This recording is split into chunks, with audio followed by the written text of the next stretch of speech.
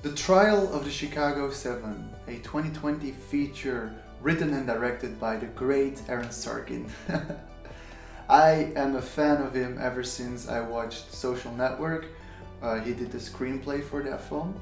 So obviously I was curious to see what he would do with a topic as interesting as the Trial of the Chicago 7. The movie is about the 7 or 8 people on trial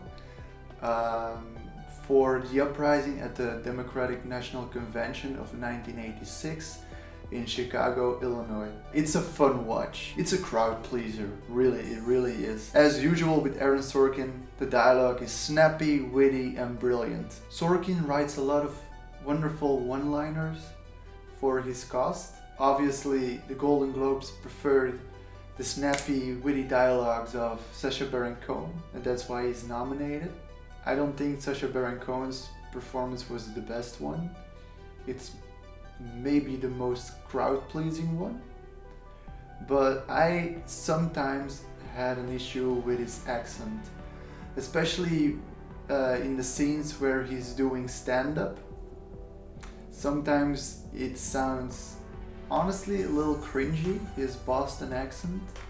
Sorry to say that. I liked his performance, but his accent was sometimes all over the place. For me personally, I thought the star of the movie was Mark Rylance. Of course, Sacha Baron Cohen delivers the one-liners in a crazy awesome way. It was really awesome in the beginning to have the banter between him and the judge played by Frank Langella. That was really, really funny. Every actor plays their role with a lot of gusto. Sorkin clearly had a lot of fun writing this dialogue. Inside and out of the court, I believe the cinematography was really gorgeous, as well as the art direction. There's also a lot of humor to be found in the great interaction between the witty dialogue and the clever editing. I remember one moment especially where Eddie Redmayne's character had to go in a car of the police, and I thought, well, this was edited to perfection. But a lot of other times as well. Sorkin obviously learned a lot from watching David Fincher direct, but when we look at the mise-en-scène, it's not as tight and justified as you would see in a Fincher production. There's no difference in when somebody stands up or sits down to the relation of the other person in the dialogue.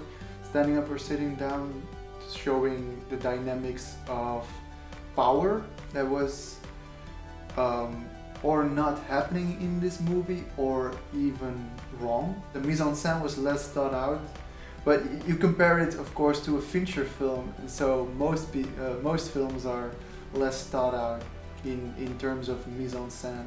I would say The Trial of the Chicago 7 is the feel-good film of 2020. Yet one of my problems is that the climax doesn't feel earned in this film. There's a lot of things that have been altered from what really happened. Lynch's character, John Carroll Lynch, punching an officer in court, that didn't happen.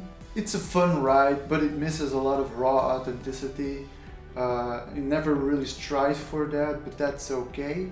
I give The Trial of the Chicago 7 3 stars out of 5.